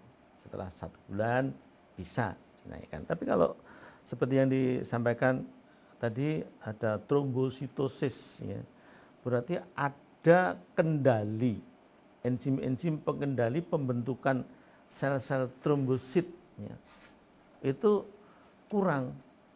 Jadi saya kira perlu disediakan lebih banyak. Nah, kalau untuk dosis terapinya menurut saya itu harus naik itu 3 kali misalnya. Algatinya pun juga tadi sudah 3 kali cukup saya kira. Gitu. Baik, terima kasih Dr. Wahid. Tapi mungkin juga dilengkapi dengan penerapan konsep Karnus secara lebih lengkap begitu ya, Dr. Wahid. Betul, Mulai dari mungkin mengkonsumsi banyak lauk pauk dengan tujuan tadi mungkin nutrisinya akan jauh lebih tertunjang. Kemudian berhenti makan sebelum kenyang, biar biasanya kan kalau misalnya mereka itu punya nafsu makan gitu kan makan terus, tapi biasanya ternyata kita harus berhenti makan sebelum kenyang dan tentunya berpikiran positif. Kita lanjut ke pertanyaan selanjutnya, Dr. Wahid. Ya. Tingkat keparahan ginjal seperti apa yang masih bisa diperbaiki dengan konsep Karnus? Silakan Dr. Wahid. Karena kita itu back to nature ya, memperbaiki sesuatu yang paling inti, yaitu bagaimana sel itu bisa terpenuhi kebutuhannya. Logikanya, sel yang sudah dikatakan mati pun sepanjang inti sel masih ada, ribosom masih ada, organer-organer sel yang lain masih ada, dan syaratnya juga dinding selnya juga masih ada. Itu kita masih berharap. Jadi begini Bapak Ibu, untuk hemodialisis tetap dilakukan. Untuk apa? Untuk mempertahankan keseimbangan dari elektrolit di dalam darah itu dengan cara hemodialisis. Itu dalam rangka memberi kesempatan, memberi waktu kepada sel-sel ginjal itu untuk bangkit. Nah, syarat untuk bangkit itu kita sediakan dengan nutrisi yang cukup, gitu ya. Nah, itu terus lakukan apa namanya DHD itu, terus lakukan sambil kita ini memberi peluang terus perbaikan sel. Kalau diumpamakan sebuah pabrik gitu ya, pabrik ini sudah bangkrut, rusak, utangnya banyak gitu. Gimana hemodialisis itu seperti perbankan gitu ya. Bang, udah ini perbaikan untuk modal. Nah, tugas dari manajemen itu adalah bagaimana manajemennya itu sebagus mungkin. Ini utang sana udah ditutup, bahan baku sudah bisa dibeli, kemudian mesinnya sudah diperbaiki. Sekarang para pekerja untuk melakukan pekerjaan di permesinan itu yang sudah terlatih, sudah cukup baik. Nah itu lama-lama dia akan surplus, ya surplus terus begitu. Nah ini juga begitu, hemodialisis tetap dilakukan. Kemudian sel-sel ginjal diperbaiki. Lama-lama dia bisa melakukan ekskresi, filtrasi dan seterusnya sampai akhirnya apa yang dibutuhkan kerjaan-kerjaan yang mestinya dia lakukan sebelumnya sudah bisa dilakukan lagi, sehingga dia bisa menutupi kekurangan-kekurangan yang ada, sehingga nggak butuh lagi pasokan hemodialisis. Itulah. Pabrik juga sehingga tidak butuh lagi pasokan dari perbankan. Kalau alam saya kira begitu ya. Baik, terima kasih Dr. Wahid, karena ini pertanyaannya juga sudah sangat banyak. Kita lanjut ke pertanyaan selanjutnya. Ya. Apa ada efek samping bagi ginjal jika kita sering minum minuman jamu tradisional? Yang kita tahu bahwa minuman tersebut ada ampasnya. Berkaitan dengan produk Karnus, misalnya minum Algati dan Kopi Love, kan ada ampasnya. Apakah aman bagi ginjal untuk diminum bersama ampasnya? Silakan Dr. Wahid. Baik. Jamu tradisional, kalau benar-benar tradisional murni, aman untuk apapun. Gitu. Cuman biasanya, untuk bisa memberikan efek yang langsung, itu tidak mustahil dan saya lihat sering terjadi. Kita lihat jamu seduh, kadang-kadang ditambah dengan parastamol, agar supaya ada efek lebih enak, itu lebih hilang linu-linu, bahkan ditambah dengan antalgin atau metampiron, sehingga habis minum kok ada alergi. Nah, itu yang tidak kita harapkan. Begitu. Demikian juga jamu-jamu yang saya kadang memergoki gitu ya, orang penjual jamunya, kalau konsumennya mungkin nggak begitu nggak begitu berasa, tapi penjual jamunya yang setiap saat mendapatkan itu selalu minum, ternyata akhirnya kena tubuhnya full full moon face, bengkak, ternyata itu adalah gejala dari orang yang minum kortikosteroid antiinflamasi itu. Ya kita tidak bisa menuduh karena memang kita tidak punya alat untuk ngecek, tapi tanda-tanda bahwa seseorang terkena efek dari obat dari golongan kortikosteroid, misalnya dexamethasone, methylprednisolone, itu yang harus kita pahami. Nah, berarti jamu itu sudah tidak murni lagi. Tapi kalau udah jamu tradisional harus free dari hal-hal seperti itu. Nah, insya Allah aman, walaupun dia ada ampasnya. Karena sebenarnya ampas itu apa toh? Ampas itu bagian yang besar dari makanan, minuman itu. Sedangkan dia kalau sudah masuk lambung, dia kremes-kremes sama asam lambung. Ya.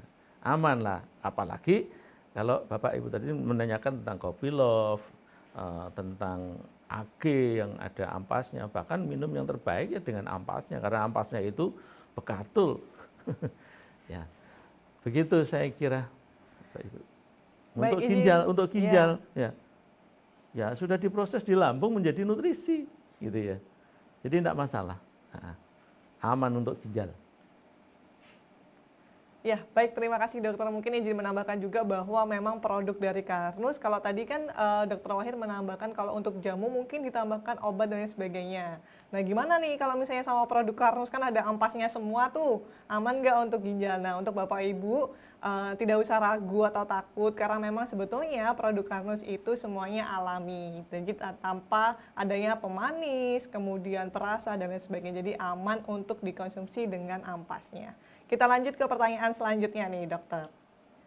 Kalau untuk makan kan hendaknya berhenti sebelum kenyang.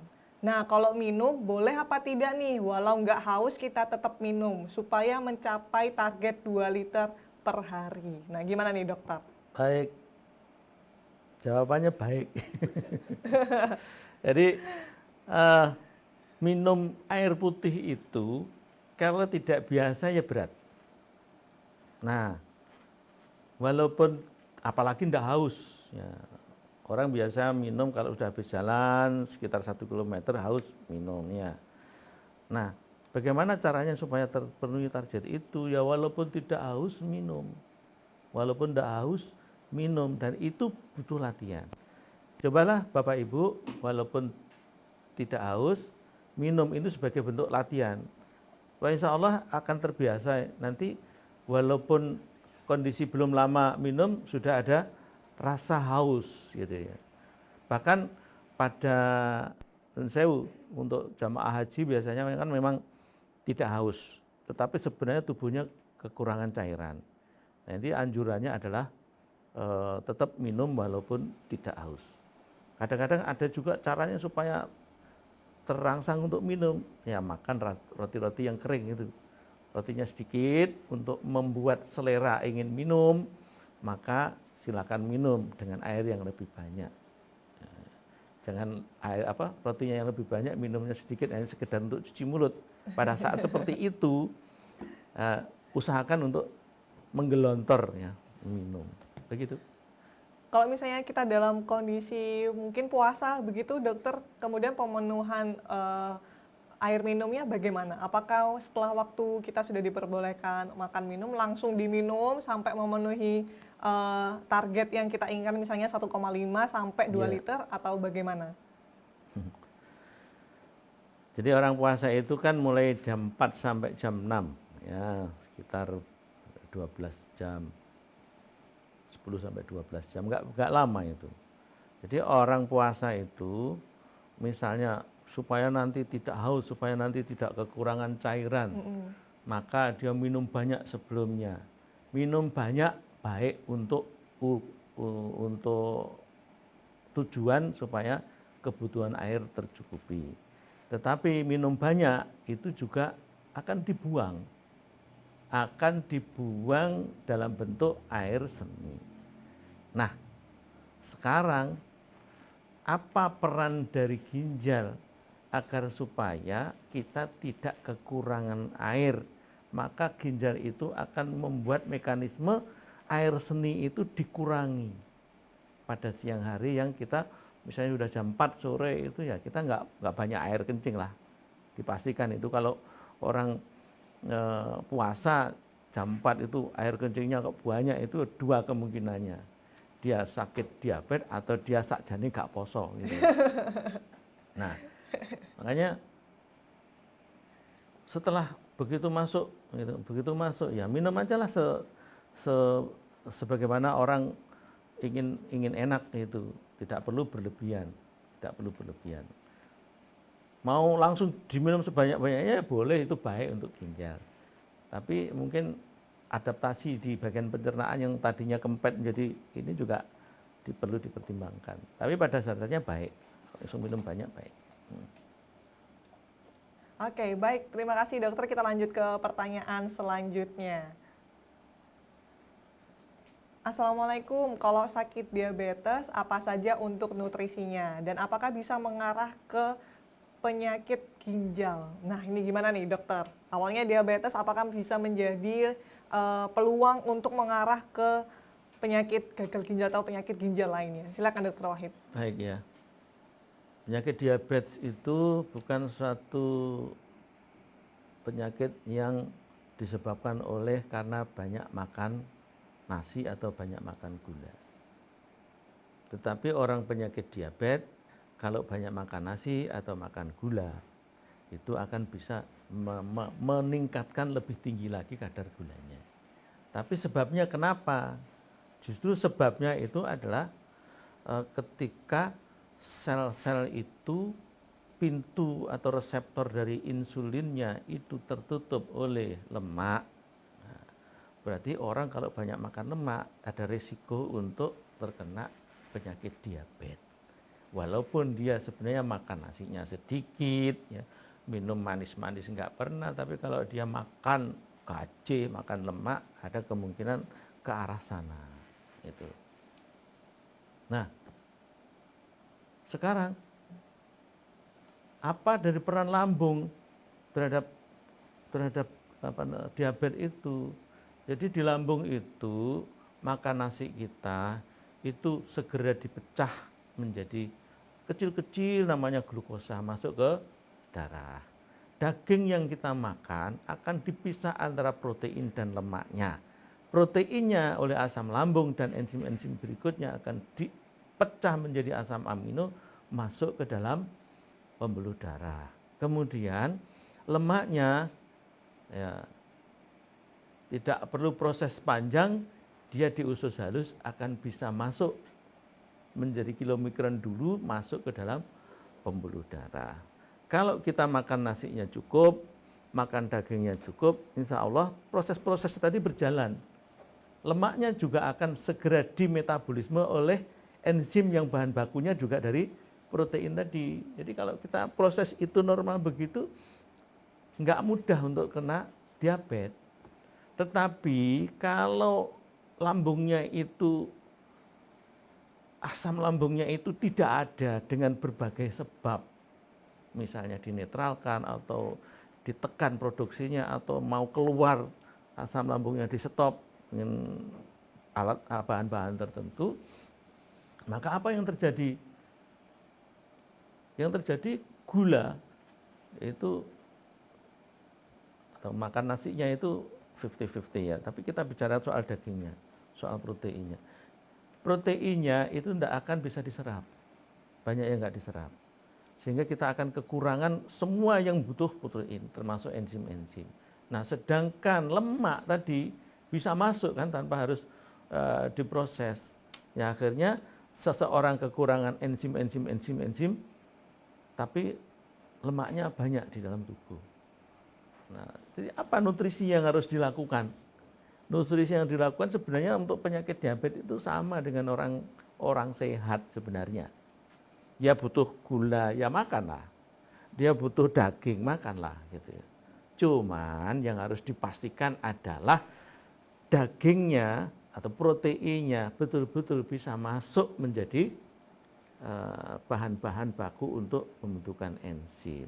Kalau tidak, maka akan terjadilah diabetes. Begitu. Bahkan semua yang lain bisa terjadi. Baik, Mbak. Terus nutrisi, ya tadi pertanyaan apakah dari diabetes bisa menjadi gagal ginjal? Bisa banget ya. Bisa banget ya. Kalau apalagi prosesnya yang kayak tadi, ginjalnya pun juga nggak sehat dengan lambung yang tidak sehat. Apalagi dengan gula yang sering tinggi, lemak yang sering tinggi akan juga membebani ginjal. Jadilah nefropati diabetik. Wallahu alam begitu. Baik, terima kasih Dr. Wahid. Mungkin biar gampangnya Bapak Ibu juga bisa langsung konsumsi produk yang sesuai dengan konsep Karnus, yaitu salah satunya AG dan juga Algati. Nah, kita lanjut ke pertanyaan selanjutnya nih, Dr. Wahid. Untuk wanita hamil dalam kondisi MAH kronis dan preeklamsia, bagaimana dosisnya? Apakah dosis tidak mengikat nih, Dok? Terima kasih. Silakan Dr. Wahid. Baik, wanita hamil dengan preeklamsia artinya ada tekanan darah tinggi.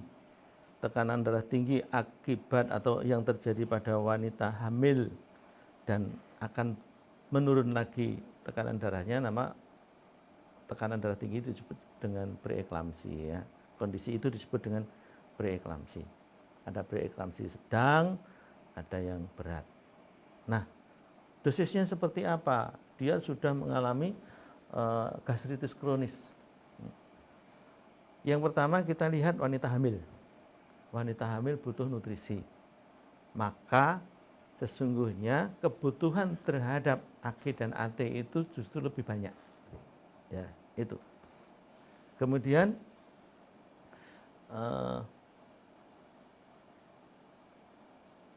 apa risikonya ketika minum AG dan AT dalam jumlah yang banyak terhadap hipertensinya gitu ya. Karena hipertensi pada wanita yang hamil itu tidak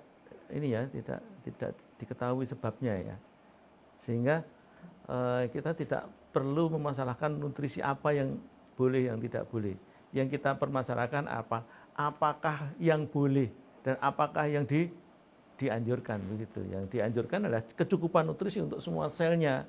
Harapannya adalah ketika kecukupan nutrisi selnya, maka hipertensi pada kehamilan itu kondisi ibunya itu dalam kondisi fit, siap mengalami pertarungan, siap mengalami kondisi hipertensi. Sudah hipertensi, kekurangan gizi, ditambah dengan diet, apalah jadinya nanti, begitu ya. Kalau untuk misalnya dosis yang disarankan dokter untuk kondisi tersebut, untuk AG-nya maupun Algatinya mungkin bisa dikonsumsi berapa kali dalam sehari? Wah, saya fokus di ibu hamil ya. Iya. Dalam kondisi kehamilannya itu justru silakan lebih banyak Kalau orang normal itu 2x1 masing-masing. Untuk ibu hamil bisa 3x1 ya. Hanya mungkin AT-nya aja yang mungkin tidak terlalu diharapkan banyak-banyak ya. Yang penting justru AG-nya. AG-nya lebih 3 kali boleh Bu. Karena itu kebutuhan itu sangat dibutuhkan pada ibu hamil dan juga untuk asupan janinnya. Wallah alam. Ya. Baik, terima kasih dokter. Kita lanjut ke pertanyaan selanjutnya. Oh, ini ternyata ada yang ingin berkomunikasi langsung dengan Dokter Wahid. Ya. Untuk akun atas nama Bapak Saiful Yusuf.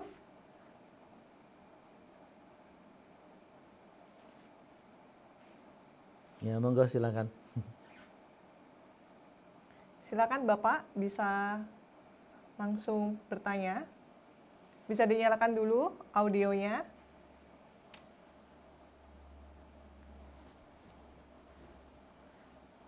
Yuk, Ya, silakan Pak. Assalamualaikum dok. Waalaikumsalam warahmatullahi wabarakatuh. Monggo Pak Saiful. Ya, tadi berbicara buat kondisi yang kurang sehat ya dok ya, Yep. terkait dengan hipertensi, kaitan dengan lambung dan segalanya lah pencernaan. Nah, buat yang dalam kondisi tubuhnya sehat, terutama yang untuk udah usia kepala 4 ke atas, 40 ke atas, Ya. kira-kira apa sarannya dokter dengan produknya Karnus ini? Iya, ya. Baik, itu saja Pak Saiful Yusuf. Apakah ada pertanyaan lagi? Sementara itu dulu Mbak. Oke. Baik, silakan Dokter Wahid bisa langsung menjawab pertanyaan dari Bapak Saiful Yusuf. Ya, pada usia-usia 40 ke atas biasanya organ-organ itu sudah mulai berkurang fungsinya. Menurun kualitasnya. Apa saja yang menurun? Semua. Ginjal sudah mulai menurun, liver menurun, jantung menurun, limpa menurun, ya. Otot-otot juga menurun kualitasnya, nah, termasuk organ dari lambung. Itu yang mendasari adalah waktu terlebih dulu. Jadi dengan perubahan, dengan tambahnya waktu, mereka masing-masing menurun. Bila penurunan kualitas itu lebih banyak pada lambung, maka itu akan merembet ke penurunan kualitas yang lain. Misal ya Bapak, Ibu, ada penurunan di kualitas organ jantung. Itu lebih pada organ jantung itu sendiri yang mengalami ekses. Nah, walaupun ada efek ke yang lain ya, tetapi kalau organ lambung maka dia akan serentak yang lain pun juga akan mengalami penurunan. Kenapa? Lambung inilah yang memberi makan kepada organ-organ itu.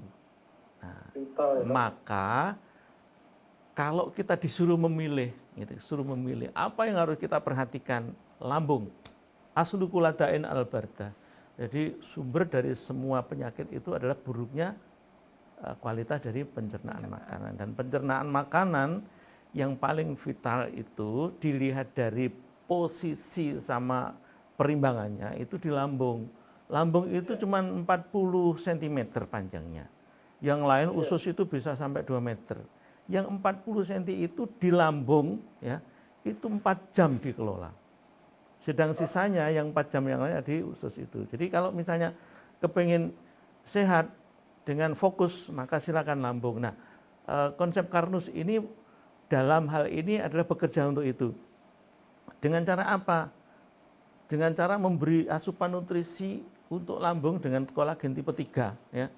Agar supaya sel-sel lambung itu kenyang itu. Sel-sel yang kelenjar di situ juga kenyang sehingga memproduksi enzim-enzim dan hormon-hormon juga cukup. Kualitas otot-otot lambungnya juga lebih membesar gitu ya. Dan juga sel-sel parietal yang bertugas untuk mencetak asam lambung itu bisa mencetak asam lambung yang lebih banyak gitu. Nah, kalau sudah berarti kan enzim-enzim terpenuhi, hormon-hormon terpenuhi, asam lambung cukup, maka makanan yang masuk itu akan dikelola dengan baik. Ya, daging akan jadi asam amino, nantinya juga akan jadi asam lemak dan gliserol, gula juga akan, nasi juga akan jadi glukosa begitu. Jadi harapannya adalah setelah itu sel-sel semua itu kenyang. Bahasa yang kita pakai sel-sel kenyang. Sehingga nanti apapun, tugas apapun yang dibebankan oleh sel-sel, mulai dari sel kulit sampai sel otak itu dilaksanakan dengan baik.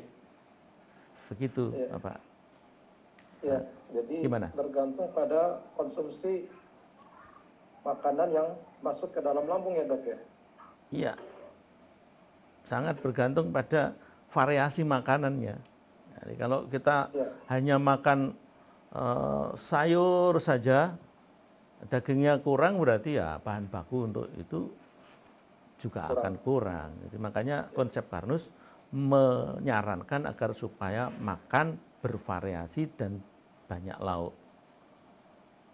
Nah, kalau itu sudah kita lakukan variasi makanan itu, lalu dengan konsep Karnus ini, apakah kayak alga T, alga G, perlu kita konsumsi juga? Apakah hanya dengan standar minimal saja atau bagaimana baiknya dok? Ya, standar minimal makanan kita mesti sudah cukup tahu ya.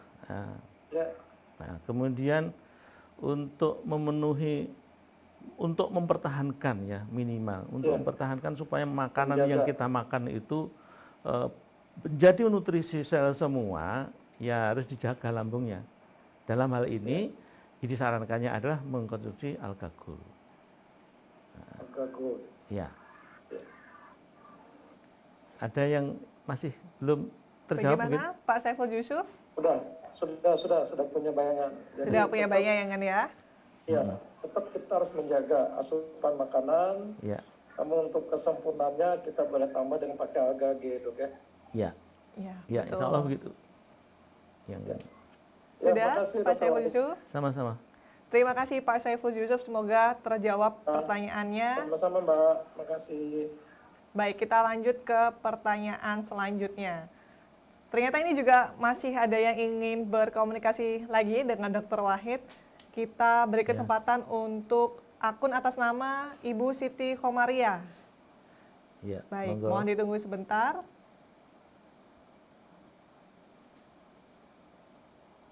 Oh ya, mohon maaf, ternyata Ibu Siti Khomaria mungkin sedikit terkendala karena akhirnya keluar begitu ya dari kelas kali ini. Mungkin ini saya masih ada pertanyaan nih, Dr. Wahid. Mungkin kalau misalnya di luar sana kan salah satu opsi pengobatan untuk mereka yang mungkin terkendala atau kena yang namanya batu ginjal itu menggunakan metode laser gitu ya. Nah sebetulnya proses terjadinya adanya batu ginjal ini seperti apa? Dan apakah memang betul wujudnya itu seperti batu gitu ya, keras? Dan kalau misalnya laser, apakah bisa dipecah atau bagaimana nih Dr. Wahid? Silakan dok. Iya. Jadi batu ginjal atau batu saluran kencing itu bisa terbentuk oleh overload dari bahan baku yang bisa menjadikan proses terbentuknya batu. Misal, banyak makan kalsium. Makan kalsium, minum air yang banyak mengandung kapur, maksudnya contoh ini. Di daerah-daerah yang airnya air sadah, maksudnya banyak mengandung zat kapur, misalnya di daerah utara ya, utara Gunung Kendeng, daerah Babat, Tuban, Gresik sana, berkapur itu, maka banyak terjadi kasus batu saluran kencing di sana. Nah, itu karena overload bahan yang masuk sebagai pembentuk batu ginjal. Ada yang karena minum kayak tablet vitamin C setiap hari dosis 500. Nah, itu bisa nanti terakumulasi jadi overload. Jadi begitu. Nah, akan dipercepat pembentukan batu ginjal itu apabila aliran urin ya, yang telah diproduksi oleh ginjal tadi itu nggak lancar, jadi mandek. Nah, di situ bahan-bahan yang tadi dibuang dalam darah, dibuang ke urin itu mandek di situ, dia akan mengendap. Satu molekul bergabung dengan yang lainnya, terus cenderung untuk menarik yang lain untuk menjadi gumpalan-gumpalan. Mula-mula berbentuk lendir, kemudian lebih keras lagi sampai batu, sampai mengeras gitu ya. Dan batu itu kualitas kualitas kekerasannya bisa berbeda-beda dari bahannya. Kalau dari kalsium itu lebih lunak dan lebih mudah ambiar gitu ya. Kalau misalnya habis operasi atau keluar itu dipegang itu bisa diremet-remet sampai habis. Tapi kalau itu berasal dari vitamin C yang tinggi dosisnya ketika dia minum konsumsi terus, kalau ada endapan batu itu memang terbentuknya lama dibandingkan dengan batu kalsium. Bentuknya lama, tetapi batu itu sangat keras. Jadi tidak mudah dilarutkan dengan gelontoran minum yang banyak. Nah sekarang apa yang harus dilakukan ketika terjadi seperti itu? Ditunggu keluarnya, tidak keluar-keluar, tambah lama tambah gede. Orangnya juga nggak ingin operasi, maka bisa dilakukan dengan tembakan laser. Jadi tembak laser itu, sinar laser itu kalau bertemu dengan sinar lasernya dengan sudut tertentu, itu bisa menimbulkan ledakan. Ini sinar laser dari arah sini, sinar laser dari arah sini. Kalau bertemu di sini ada energi yang keluar dalam bentuk ledakan kecil gitu. Ya, kita bisa memahami ya kalau ada senjata dengan sinar laser itu kira-kira kerjanya begitu. Tetapi untuk yang batu ginjal ini sudah terukur sekali ledakan-ledakan kecil yang bisa membantu terpecahnya batu tadi. Cuman kalau batunya dari bentukan vitamin C yang padat sekali itu ya dia akan cukup lama, bisa sampai 1,5 jam baru bisa berkurang. Padahal kita nggak boleh berlama-lama dengan sinar laser itu yang berakibat pada seperti sinar radiasi yang lain, Mbak. Jadi insya Allah dengan laser itu bisa dilakukan tanpa operasi. Gitu. Iya, baik, terima kasih Dr. Wahid. Ternyata kita sudah berada di penghujung acara, tapi mungkin bisa diberikan kesimpulannya dari pemaparan materi hari ini, yaitu dengan tema pencegahan dan penanganan penyakit gagal ginjal sesuai dengan konsep Karnus. Nah, bagaimana nih untuk teman-teman semua atau bahkan Bapak Ibu di luar sana untuk melakukan gerakan pencegahan dan juga penanganan terhadap penyakit gagal ginjal? Silakan Dr. Wahid. Ya termasuk penyakit apapun ya. Yang harus kita lakukan itu jaga lambung. Jaga lambung. Kalau mau nanya apanya, kita tadi sudah menjawab bagaimana cara menjaga lambung, bahkan bagaimana cara meningkatkan kualitas lambung itu. Kemudian tentu saja harapannya adalah tidak memberi kesempatan kepada endapan-endapan itu mengendap.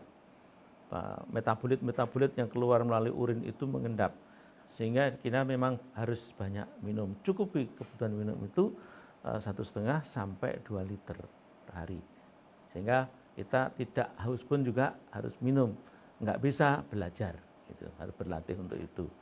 Berikutnya adalah dengan mengurangi cadangan energi yang tertimbun dalam bentuk lemak biar tidak terjadi beban yang banyak di organ-organ tubuh termasuk ginjal. Makanya yang diharapkan adalah makan bervariasi, lauknya lebih banyak daripada nasinya, dan makan pun juga tidak sampai kenyang sudah diberhentikan. Tujuannya apa?